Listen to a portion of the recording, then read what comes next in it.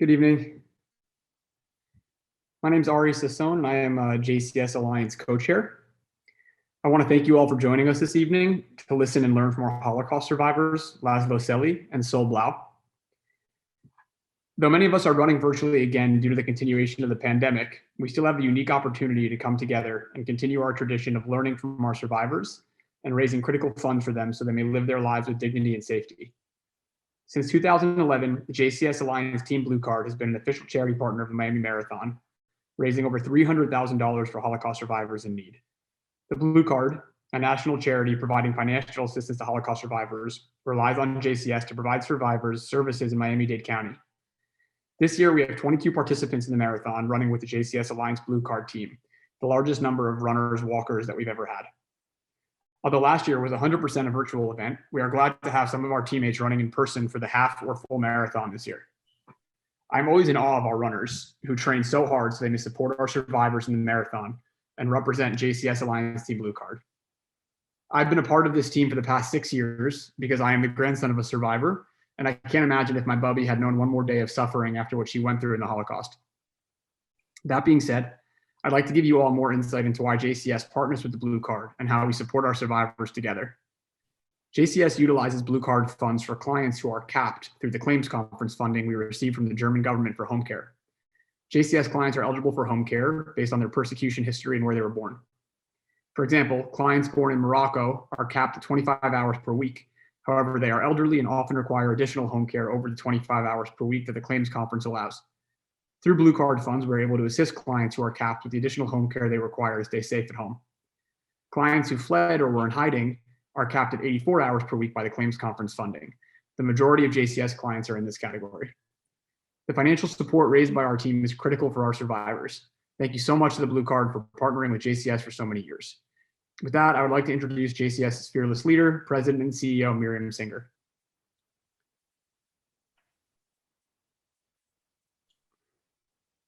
Thank you, Ari, for your ongoing support of JCS and our precious Holocaust survivors.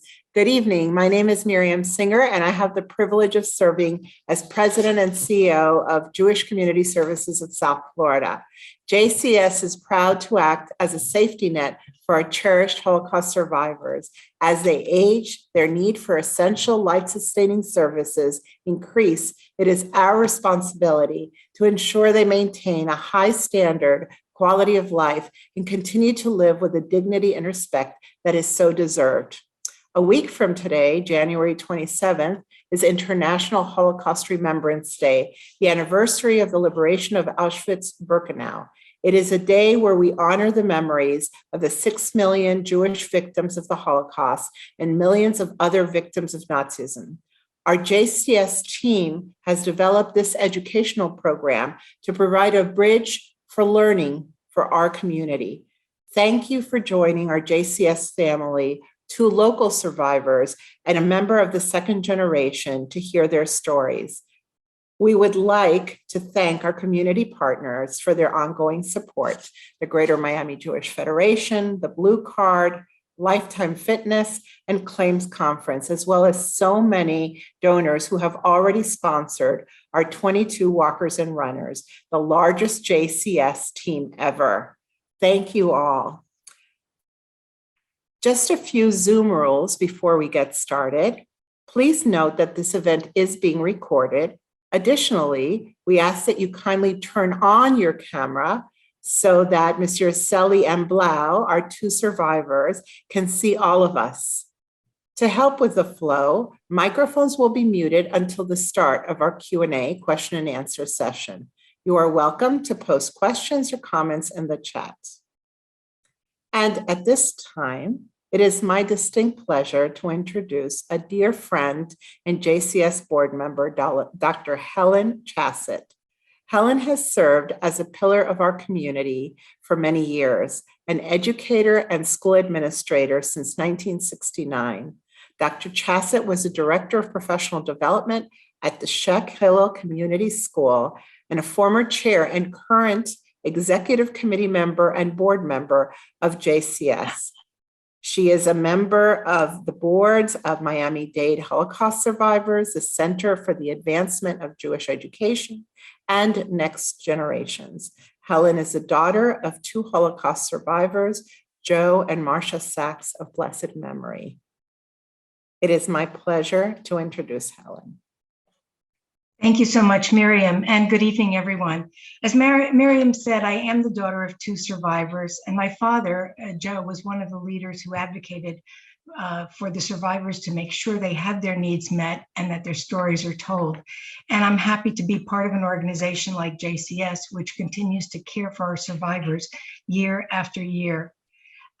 It's my pleasure tonight to introduce my friends Laszlo Selly and Sol Blau, who are two of the 600 plus Holocaust survivors in Miami-Dade County, assisted by JCS. I'm fortunate to know these incredibly resilient individuals whom you'll be meeting this evening. While Laszlo and Sol both hail from Hungary, their stories of survival are quite different. Laszlo was only a child when Hungary was occupied by the Nazis.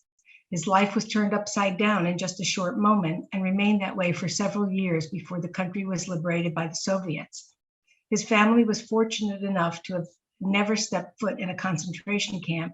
They survived the war in Budapest's Jewish housing, but freedom was a distant memory. After the war, Laszlo's father changed the family's last name from Schwartz to Selly to protect them from anti-Semitism. Laszlo always loved pictures and the art of photography. He is known to many as the guy with the camera, and I'm sure he's already taken a picture of the screen so that he has all the participants. Sol Blau is originally from Tarpa, Hungary. He was born in 1930. At age 13, he and his family were taken from their home and sent to Auschwitz, where his parents and sister were murdered.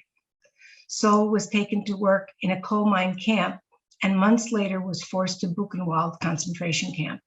He was liberated in April of 1945. After the war, Sol joined the Israeli Air Force and remained in Israel for 7 years before coming to the United States, where he was reunited with his surviving siblings and where he met his wife and had 2 sons, Robert and Andrew. Despite our Zoom format tonight, I can assure you that as you listen to Laszlo and Sol, you will feel that they are guests in your home. Please enter any questions you may have for them in the chat, and we will try to get to as many as possible. I'd like to start with you tonight, Sol. Pre-war, tell us a little bit about your childhood and what you remember when the war broke out. Who is that for, Helen? Is it for me? Let's start with Sol.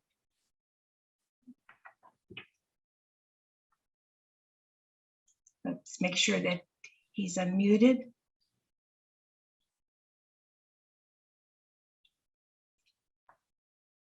Laszlo, why don't you start? Okay. My very first recollection of as a young child is my mother sitting in our living room and sewing yellow stars on our clothes, because the law was that all Jews, regardless of age, had to wear a yellow star on our clothes. So when we went out on the streets, everybody could clearly see there goes a filthy, lousy Jew. We lived on a beautiful... Yeah, I'm unmuted. I was on mute. Okay. Okay, thank you. Okay. Laszlo, you want to continue, and then we'll come back to Sol. We can come back to me. We can. Okay, I'm going to let's give Sol the first place because of his age. Thank you for mentioning it. Can you hear me?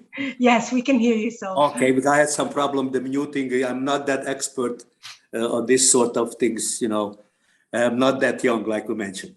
Okay, well, but tell us a little bit about your childhood. I know you grew up not in the city, but in a I come from a Hasidic family, from a small, insignificant village in Hungary, in a rural part of Hungary, not far from the Czech border, which is today the Ukraine, and a small Jewish community of 55 families. So our life was very simple till in Germany, the laws were passed against the Jews, and Hungary followed the suit very soon. and we were restricted as far as schools were concerned. Our fathers were taken away, and we lost the breadwinner in the family. It was very difficult, very, very difficult. But life was going on. We knew that in Poland and in Czechoslovakia, Jews were taken away. We didn't have too much information, and we were worried. And of course, on April 18th or 19th, the Germans walked into Hungary, occupied Hungary, and right away they started with big sums of money demanded from the Jewish community, which they delivered. And because Eichmann organized the train transports, and the Hungarian police were very, very much enthusiastic about, deporting the Jews from Hungary. And the only time I saw an SS or a Nazi officer, only at the railroad station, where they put us from the ghetto into the cattle cars. That's the first time we saw the Nazi officers. Mm-hmm. And the trip took maybe 2.5 or 3 days. I don't remember exactly. And it was terrible conditions in the cattle cars. And that was the last day of Passover in 1944. And 5 weeks later, I was already in Auschwitz. And this was the very, very beginning of the transporting, because I have a low tattooed number. My tattooed number is a 3000s. So it was very beginning. And unfortunately, within 2.5 months time, 450,000 Jews were deported, was taken to Auschwitz. Mm-hmm. So I don't know how many survived. I don't know if anybody knows how many survived. Mm-hmm. But I got off the train, we got off the train, and the women and children had to line up in one line and men in the other line. And somebody approached my mother and asked her in Yiddish how old I was. My mother said I was just bar mitzvah, I'm 13 years old. And he gave a whole story that I should join the men's line. And it's going to be much better. I'm going to be able to see the family more often. And more he was talking to me, more my mom was holding on to my hand. She didn't want to let go. But I understood, because I was aware of certain things at that age, that probably he knows what he's talking about. So I went to the men's line, but the line was moving already. I couldn't find my father. Mm-hmm. And I got to the point where the selection was. And he told me that I should say I'm 18 years old. And I was afraid to say 18. I said 16, and they let me go. At that time, we didn't know left or right what that meant. But we got to a central location where they undressed us, took our clothes, sheared our hair. I was looking for my father, and they told me they went to a different direction. And myself, I was alone with another child, another little boy, my age from my own town. We were together all the time because we had no brothers or parents with us. And can you hear me still? Yes. Yeah, okay, because something appeared on, okay. Okay, I don't want to touch anything. Okay. Yeah, okay. And they suggested, people who were older than us suggested we should tell our barrack commander our right age, and they're going to reunite us with our parents. And it was in the evening, and the barrack commander was probably a Jew from Poland or Czechoslovakia. He spoke to us in Yiddish, and he took us outside and he pointed to the chimney.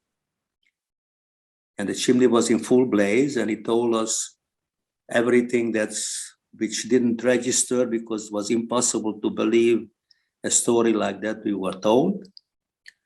And that was an eye-opener. And he told us from now on, the only thing you have to have in mind to survive. Mm-hmm. And and you want me to continue? Yes, you were in Auschwitz for how long, Saul? I went from Birkenau. I was in Auschwitz for 3 days. I got my tattoo, and we marched off to a labor camp not far, a satellite camp of Auschwitz. It was maybe 7 or 8 miles away from Auschwitz, and the whole region was coal mining. And like I said, I wind up in the factory, coal mining factory, not in the mine, because anybody that wind up working in the mine didn't last more than 8 to 10 weeks. And the selection came, but we were in fairly good indoors, and we had some help from the factory workers. So we were fairly in good condition. And I stayed there till January 17, 1945, working on the same condition. Thank you. I'm going to come back to you. So thank you so much. You know, that the image and the relaying of what young children were told when they got to the camps about the smoke. You know, many survivors have shared with us that same message that they were told. That's when they asked where are your parents. They said, see the smoke. That's where they are. Yeah, but it took 3 weeks to absorb that, you know, to digest what was going on. It was unbelievable. Being there, still didn't believe it. So Laszlo was a bit younger than you. And Laszlo, tell, and also you lived in a small town, a small village. No, I lived in Budapest. No, Saul in a small village and Laszlo in Budapest. So let's hear how the war opened up for you, pre-war, and how it opened up for you, Laszlo. Well, we lived on a beautiful tree-lined avenue in Budapest, and the Museum of Natural History was right across the street from our apartment building, where we used to go all the time as little kids. And we'd love to see what they had there, the stuffed animals, the ancient skeletons. But one day as we were going there, there was a big sign out on the front door saying Jews are not allowed. And that was my first experience with persecution. Then, of course, new laws came out all the time against Jews. And the condition became worse and worse as the time went by. All kinds of new laws came out. You know, one was the Jews had to wear the yellow star, of course. And another one was the Jews cannot have businesses. My father had a little shop. He worked with 3, maybe 4 people. He could no longer own it. So he handed the business over to an old trusted employee. The man took the business and immediately fired my father, stating that he will not employ Jews. You know, the Jew employed him for many years, gave him bread to take home for his family, but he must have been a very good Nazi because he wouldn't employ Jews. So there went the family income. And things progressed from there practically on a daily basis, getting worse and worse. The apartment building where we used to live had a little sandbox, a little garden, the sandbox in there where the little kids like me and my twin brother used to play. But our playmates came to us one by one, and they told us that they can no longer play with us because their parents forbid them to play with Jews. One day, I was out there with my twin brother, just the 2 of us, because the other kids wouldn't play with us. And the man looked through the gate and saw us there wearing our little yellow stars.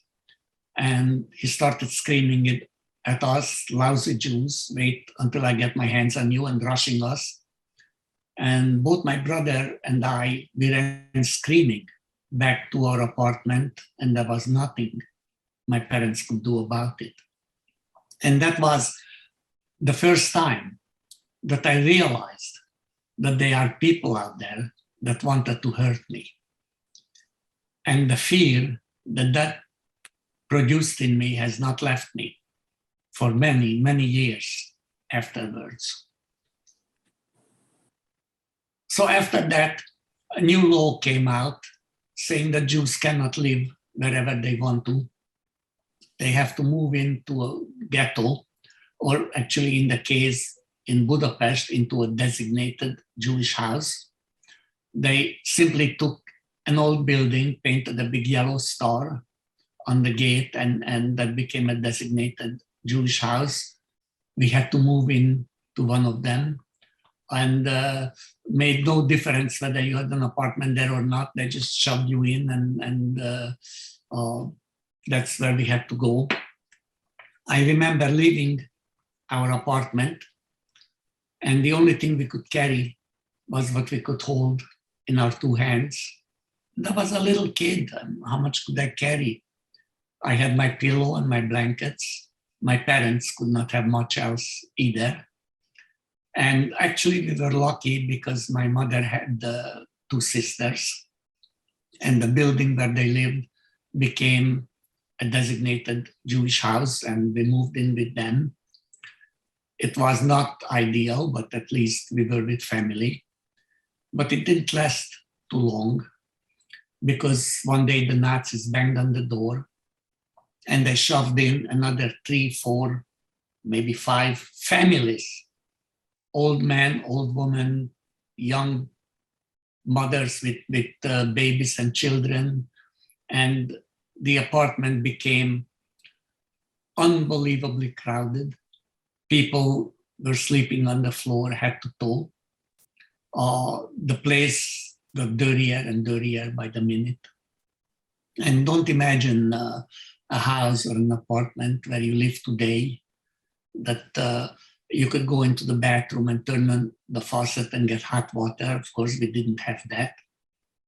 We had to heat water in the kitchen, pour it into the bathtub, get in there, wash yourself with a sponge. But with all these people in the apartment, that became impossible. The moment you went into the bathroom, somebody was already banging on the door, hurry up, I have to go. So hygiene became non-existent. We got dirtier by the day. We had lice in our hair. In those days, I still had some. We had roaches. We had mice. The rats were not too far behind. And then what's the very worst? We had the bed bugs. And they're terrible, terrible little creatures. They're tiny, you can hardly see them. They come out at night, they crawl all over you, they bite you. You can't feel their bites because they're so tiny. But in the morning you wake up and you have little bumps on your skin and it itches like mad. And try to tell a little kid with his filthy, dirty hands not to scratch. That's impossible. You get infections. You get sick. There's no hospital. There's no medicine. There's no emergency room. If you live, you live. And if you die, well, there's one less Jew in the world. Who cares? So I'm going to come back to Saul. You were at the subcamp of Auschwitz where you were working as a 13-year-old. Can you tell us a little bit about how you managed to work and survive the conditions there, and tell us also about your transit to Buchenwald? Well, we were about 240 kids assigned to 2 different factories. 12 hours from, they marched us off for 12 o'clock in the afternoon. We were in the afternoon shift from 12 o'clock in the afternoon till 12 o'clock at night. And we didn't have to, next morning, didn't get up for the lineup of the head count, luckily. They were counting us as we were sleeping in the barracks because we were essential workers for the war machine. They sort of kept us going because we were very essential part of that war machine, and that's what kept us alive. But as soon as January 17th, the Russian army started to move because they want to get to Berlin before the American forces will get to Berlin. So they made a big push, and the Germans still wanted to have their slave labor taken back into Germany, and that's when the death marches started. Luckily, we were the first ones to march, and after 3 or 4 days, they stopped us and they put us in a railroad station in open cattle cars, like not cattle cars, they were like coal cars, and that was our luck because it was very, very cold, snowing, and terrible conditions, no food. So at least we had snow and we had some water. That's the only thing I don't remember if I spent on that train 3 days or 4 days or 5 days. But it was very frightening because Buchenwald is located in the middle of not far from Weimar, from downtown Weimar, which is only about 7-8 miles from Buchenwald, from Weimar. But the train was constantly stopping and going in all kind of woodlands that we thought that's gonna be the end. But anyway, we arrived to Buchenwald, and that was a scary arrival because we had to go through disinfection. And we heard, showers and disinfection. And that was very frightening because we know what's happening with the showers.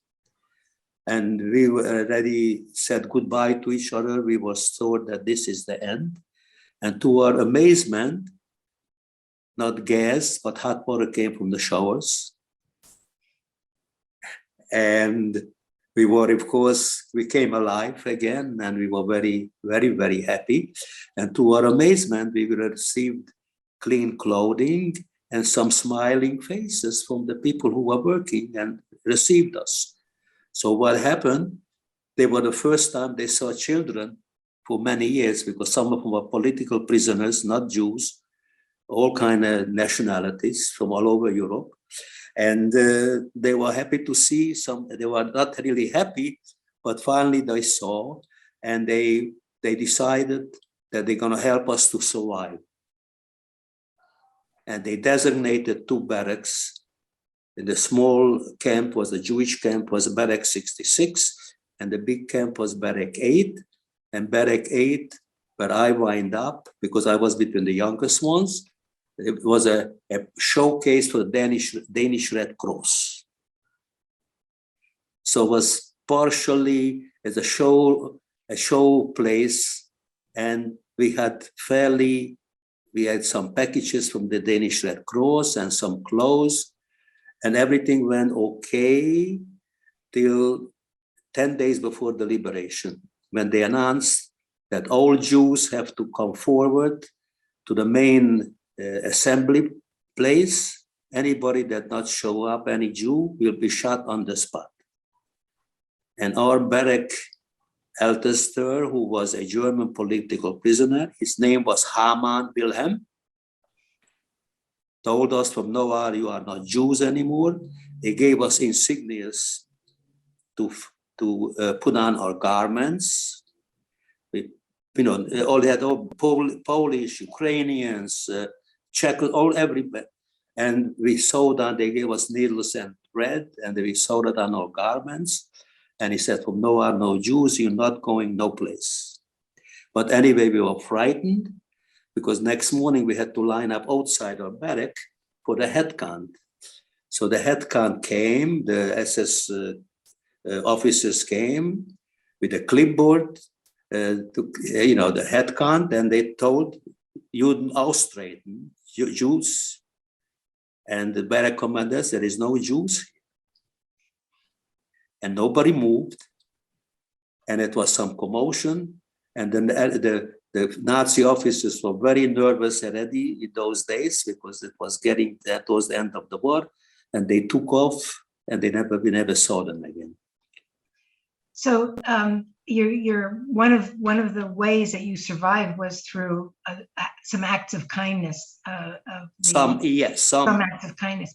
Yes. So I know that Laz, you also had an act of kindness that led to your survival, the survival of you and your. Yes. I'm sorry to tell us about that. Oh, I'm sorry, Saul. Go ahead. Did you want to say something else? This Haman Wilhelm is declared as a righteous Gentile. I was one of the witnesses also, but Yad Vashem, and was started by Rabbi Lau and his brother. That you know the story. Great. Yes. Thank you. Thank you. And thank you for letting our listeners, our viewers tonight know that this man was recognized for his act of kindness. Thank you. Laz, tell us about the person that helped you and your brother survive. Well, when the deportations started, my parents were very much afraid that if we get deported, that my twin brother and me will get into the hands of Dr. Mengele. But we had an aunt, and really she wasn't an aunt. She was just a family friend. She wasn't Jewish. And what's more, she was a member of the Nazi party. And she walked around with the armband of the swastika. And if I remember correctly, she had the gun on her hip. And she came to us one day and she told my parents that she will take my twin brother and me to live with her to see if she could save us. We were given new names. Schwartz, which was my name at that time, would not do, that was too Jewish. So as little children, we had to learn new names. And we were warned never, ever to tell our real names to anybody. So we had to go with her. We had no choice in the matter. So I know something about how it feels to be separated from your parents at an early age. It's no fun, let me assure you. But we went with her anyway. And she wasn't rich. She lived in a little hole in the wall. She had a little tobacco shop, a little tiny place. And she lived behind this shop in a dark, dingy room. And there wasn't even a door between the shop and her room, just a curtain. And that's where we went to live. But she had a young woman that was working for her, so she would have to stand behind the counter all day long. And this young woman kind of felt that something was not quite right here, and she kept asking us for our names. And we would never tell her, except one day she came to me with a piece of candy. And she told me I can have this candy if I tell her my real name. And guys, let me tell you, I wanted that candy. I wanted it real bad. And I was a little kid. What did I know? So I told her my real name. And my aunt overheard this from behind the curtain, ran out like a mad woman, fired the girl, threw her out of there immediately. And within 5 minutes, we were on our way back to the designated Jewish house, to our parents, and perhaps to wait for the deportation. And do you know why? Because it was punishable by death to hide a Jew. Had they found out that she's hiding 2 Jewish kids, there would be no lawyer, no judge, no jury. Just stand up against the wall and they shoot you on the spot. And what do you think they do to the Jews? Of course, they shoot them too, whether they children or otherwise. So we had to get back to our parents, but later on we found out that the girl did go to the authorities and reported her. And they came out and they confronted her and she had to think fast. And she told them, brothers, who do you believe? Me, I'm a member of the Nazi party, or the girl I had to fire for stealing. And she was lucky. They believed her and she stayed alive. And so did we, because they would have hunted us down. no matter where we are, and they would have killed us and perhaps killed the whole family. So that was one of the escapes. Mhm. And by this time, I don't know how my father got some papers from a Swedish diplomat called Raoul Wallenberg. And this Raoul Wallenberg wanted to save as many Jews as he could possibly save. And he gave us papers of Swedish citizenship. And also, he took us out of this designated Jewish building and brought us over to a building that he had that had a little plaque on the front door saying this is Swedish diplomatic property. The place was just as crowded, just as dirty, but at least we hoped that we have a little protection by this little plaque. But as it turned out later, the Nazis really didn't care whether you were a Hungarian Jew, a Romanian Jew, a Swedish Jew, or any other kind of Jew. If you were a Jew, you had no right to stay alive. So we were in this building for a while, and by this time Budapest is under siege by the Soviet army. The Soviets are coming up from the east. The Allies were fighting the Germans from the west. And the Germans kind of knew that the war was pretty much lost. And that's when they stopped the deportations. And that's when they started the forced marches, the death marches out of the camps. But the killing of the Jews in Budapest did not stop.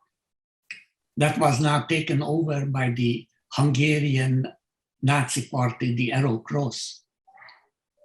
And they herded the people out of these buildings, including the Swedish buildings, and they marched them down to the river Danube, which is a beautiful, big, wide river running through the center of Budapest.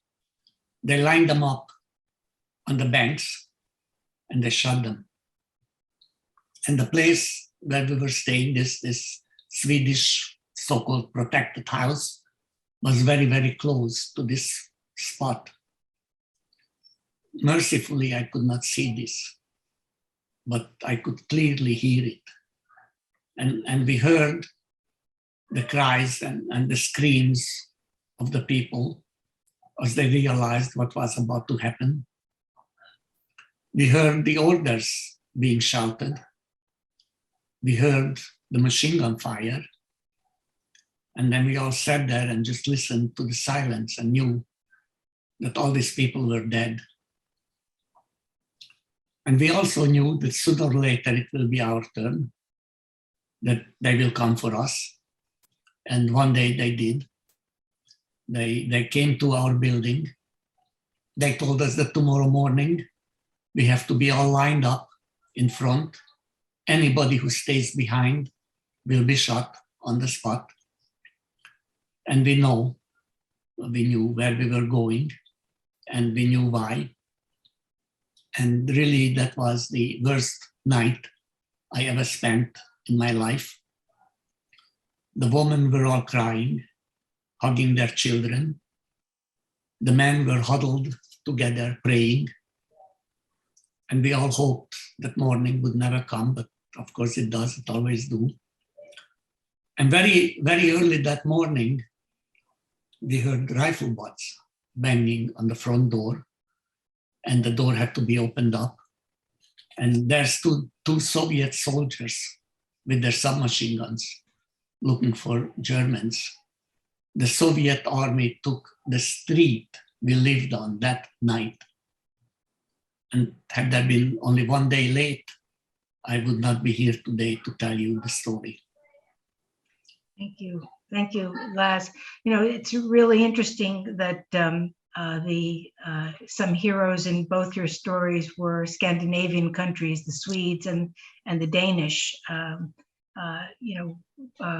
Were very active in supporting and helping Jews. Also, I learned that there were others also that we were not aware of at that time, but Right. that there was a Japanese diplomat and Right. so that they were and not a Portuguese, I think Portuguese. Yes, Portuguese. Yeah, and Albanian. So let me ask you both to comment a little bit about your post-war years. What those were like, and also what you feel that young people can learn from your stories. I know that you both are out there telling your stories to young people, and you're here talking to us, and a little bit about your post-war years and what you feel young people can learn. So, well, I didn't hang around in the DP camps after the liberation, because that was a life of very depressed. I went back to Hungary right away to look for family, because I had older siblings, and I was hoping that some will survive. And the only way to get back in those days was only on the top of the train. Was millions of refugees going all directions, and we were stupid kids. We didn't know the danger to climb on top of the train and arrive to Budapest. And as we got off the train, the Zionist youth movement organization was right there and collecting the children who came back, and they know they don't have no parents, they have no place to live. So I was picked up right away, luckily by the Zionist organization, and I joined, and I stayed in Budapest. I was in Hebrew-speaking summer camps for 3 years in Budapest, and I learned the trade. And this was something to look forward to, a purpose in life. That was a tremendous help.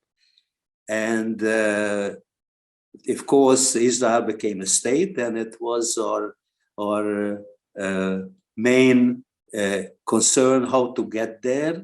We didn't want to go to Cyprus, but once Israel became a state, and I was close to the age of 18, the army age, I made sure, and the organization made sure, that I got to Haifa, and I didn't have a chance to kiss the Holy Land. I went from the ramp into the army trucks. And that was also an experience. Times were very, very tough in those days, but I enjoyed it, and I was very much of a Zionist, and I was very happy with my life as a young person being in Israel.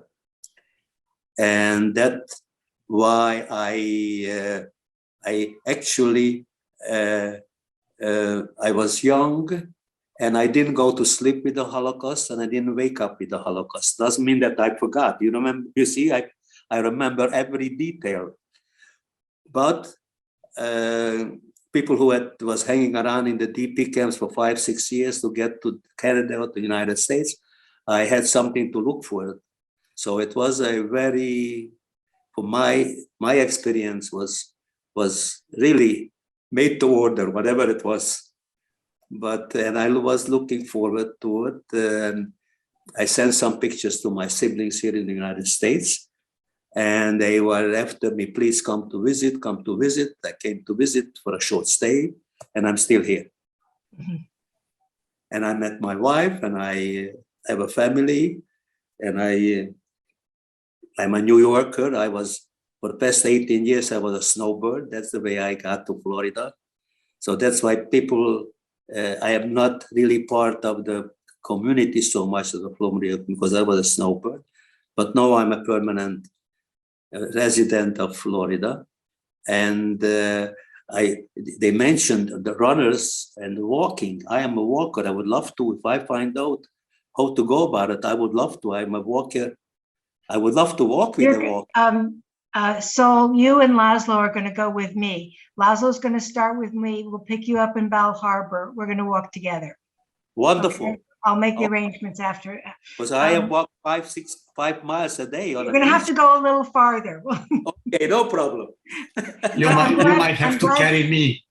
Right. I'm glad Sol mentioned the DP camps, because that's where many of the survivors, went, and they wanted to start life just as Yes. Sol did, to be happy to have life, and they found spouses, they married. That's where I was born, in DP camp. Laz, just tell us a little bit about Well, after the war. After liberation, we still had to stay in the Swedish house for a few days, because they were still fighting on the streets of Budapest. There were still pockets of resistance and shootings. And but after the Soviet army really established control, we were free to leave. Except what happened is that the countries that were liberated by the Allies eventually became democracies. The Soviet army has never left Hungary. So Hungary became a communist country. And after enduring the Nazi era, I now had to grow up under communist rule. So I really had my first years and education from communists, and actually education was not too bad during the communists, but with your education you also got brainwashed, and I had to endure that until I was 16 years old, at which time we had the Hungarian uprising, which was a student uprising against the communist regime. And for a few days, we were hoping that it will succeed, and we can become a democratic country, and we would have freedom. But it wasn't to be. The Soviets came back with heavy weaponry and tanks, and there were again shootings and killings on the streets, and Budapest was shut up once again.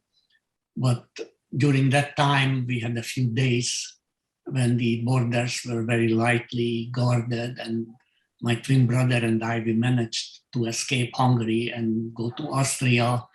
And long story short, from there we came to America. And then really when my life started. So I'm going to come back and ask you each to talk about what you want young people to take away from your experiences, whether they be during the Holocaust or the way you made your lives afterwards. What are your messages to young people today? Well, unfortunately, anti-Semitism is rampant all around us. On not the best weekend, on Shabbat in Texas, what happened. And unfortunately, the media, the law enforcement, and politicians make very light of it. That it was not directed against Jewish people. It was not an anti-Semitic act, even though they retreated later on and they tried to correct it. But this is all around us. And unfortunately, young people are so, and including our young Jewish people, are very much involved to repair the world so badly that they're overlooking all kind of atrocities against our own people, against Jews, and they make a very light of it. And that is very scary, very disturbing, and very depressing for somebody like me, or anybody that is where what's going on college campuses. It's very sad, and it's very troubling, and it's very people don't read history, even though this is not ancient history. Only it happened 3 generations ago. I mean, today is the 3rd generation of survivors, children of survivors, and that's not ancient history. but everybody is on Twitter and whatever it is, reading the news very superficial and don't really look into it, what is happening. And it's very scary. And I hope that they will come to their senses and they will find out that you have to stand up, because otherwise it starts with the Jews, it never ends with the Jews. It involves the whole world. Right. Laszlo, I'm going to ask you to expand on that, and then I want to address a couple of very interesting questions that have come up in the chat.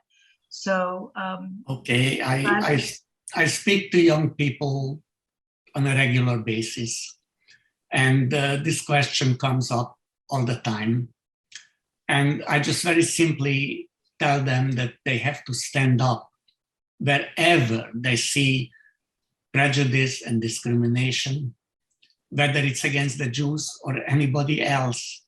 They have to stand up, even if they're the only ones standing. So this is what I try to tell them, that discrimination is discrimination. And if you allow it to happen against the Jews, then you're allowed to happen to a different group.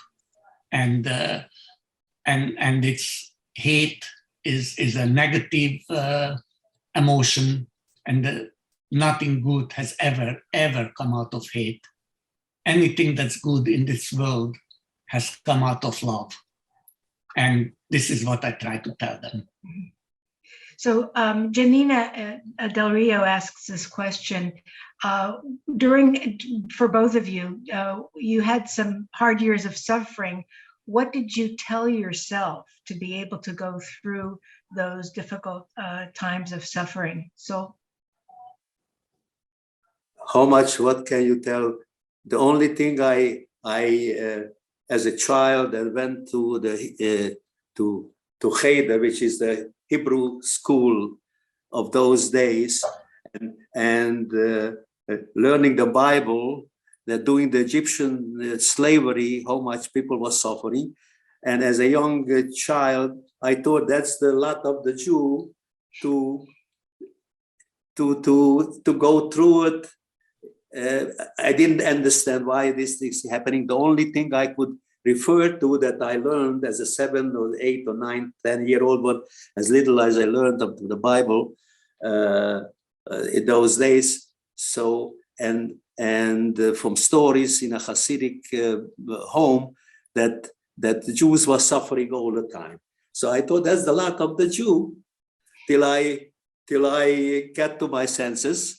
And I realized that you better fight for you. If you want a Jew, you better fight for yourself. And that's why Zionism and Israel became my goal. And that was my answer to that. Thank you. Laz, what did you tell yourself during those difficult times? You were a little younger.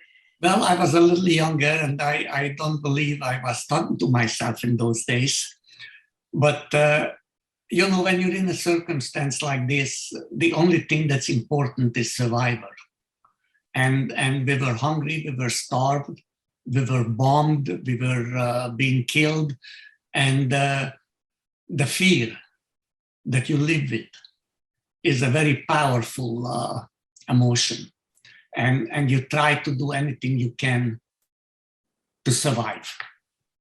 So it was not a conscious decision that I was picking myself and telling myself that I have to be strong, nothing like that. It was just a struggle every day from morning till next morning to survive. And another question from the chat, and this is from Sharon Zisman. How can the third generation Holocaust survivors help get the message of discrimination across to the younger generation growing up today? We do have Laz, go ahead. Well, we have to keep on doing what we are doing. Educate the kids, talk to them, and make sure that they understand what's going on. Unfortunately, what I find around me that most kids are not really conscious of what's going on around them. So we have to make them aware of that. We have to educate them and tell them what happened and try to impress the fact upon them that if they don't do something to counter that, then it will happen to them. So I think they're doing what we can, and we have to keep it up. We can't stop. I apologize if I couldn't get to all of the questions in the chat, but I just want to thank Saul and Laszlo for their sharing their incredible stories. I know it's not easy, and Saul was telling me earlier today there was the boxcar in Val Harbor that was featured on the news, and how difficult it is to bring up some of the suffering and the horrors that you saw and that you experienced. So I just thank you both, and I want to introduce Adam Schwartzbaum. Adam was the founder of the JCS Alliance Team Blue Card. I've been participating in the Blue Card and walking the marathon, not running, but walking the half marathon for 9 years. This will be my 9th year. But I'd like Adam to share some details about the marathon and campaign. Thank you so much, Helen, and good evening, everyone. And I don't think we can thank Saul and Laszlo more. Personally, I was so moved. I mean, tears were coming to my eyes listening to their stories. And it's a great segue into why we run, because it's a little hard to believe that there are survivors who've been through so much, like Saul and Laszlo, and who at the end of their lives now actually need our help. And it was about 11 or 12 years ago. I was at a law firm, and I was working with survivors doing pro bono work, helping them get funds from these various funds, when I realized how much these survivors still need us. And it was those experiences that helped inspire me to work with JCS and the Blue Card to found our Miami Marathon and Half Marathon team, which has been incredible success. And so I just wanted to tell you a little bit about the efforts that we're doing this year, because this really is one of the most important ways that we can continue to help our survivors is through this fundraising effort. So last year, we were all virtual. I personally ran on my own in Miami Beach, along with dozens of other members of our community. And we raised $57,000, which was our largest fundraising to date. It was very exciting. This year, we have 22 runners, and we're part virtual, part race. So half of us are going to be actually running the race, including myself and others. And about half are running virtually. But no matter which way you run, the most important thing, obviously, is that we are raising our money to support the survivors. We've so far raised almost $16,000 this year, about $15,600. So we have a ways to go. And that's why we are asking all of you tonight to please help us. I will be sharing in the chat shortly when I'm done speaking, the link to our fundraising page. And if you're feeling inspired tonight, we would ask you to please go ahead and make a donation.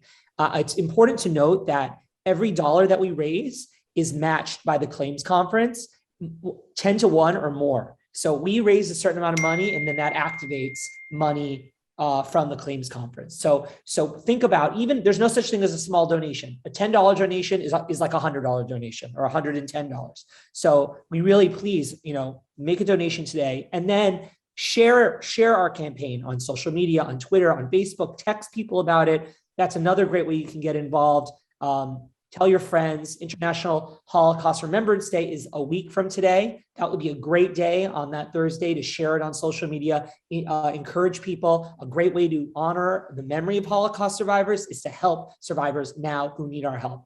So that is a great day to share the campaign. So make an alert tonight to share the campaign on that day or that week. That's a great way to get involved. And lastly, we are still taking runners to run virtually. So please reach out to us if you're interested in actually walking, running. You could do a 5K. You don't have to do the full half marathon, whatever your commitment you want to do, but we would love to have you more involved on the team. It's really easy to make a fundraising page. And then that could be another way that you can inspire members of the community to give back, is by yourself getting involved with our team.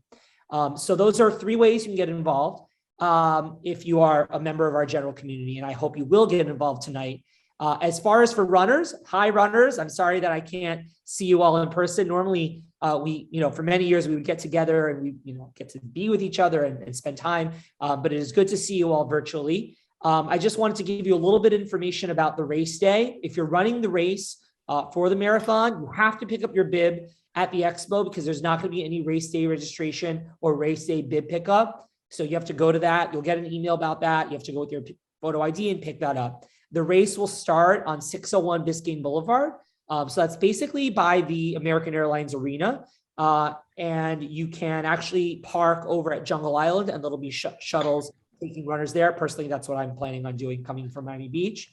And very important for everybody, whether you're a runner or just a member of our community, JCS is hoping to have a tent that we're going to set up on race day, where people can gather and welcome each other. It'll be outdoors, so you can feel safe with COVID, and that'll be a great way. So if you want to come and observe runners, we'll be wearing our shirts, as you can see from the photos here that are being shown. Come by the on race day in the morning. It's usually a lot of fun, a great community event, and a nice way to get all together and support each other. So I guess I'll finish by saying, the last thing I want to say is for our runners, this is the most important stretch of fundraising.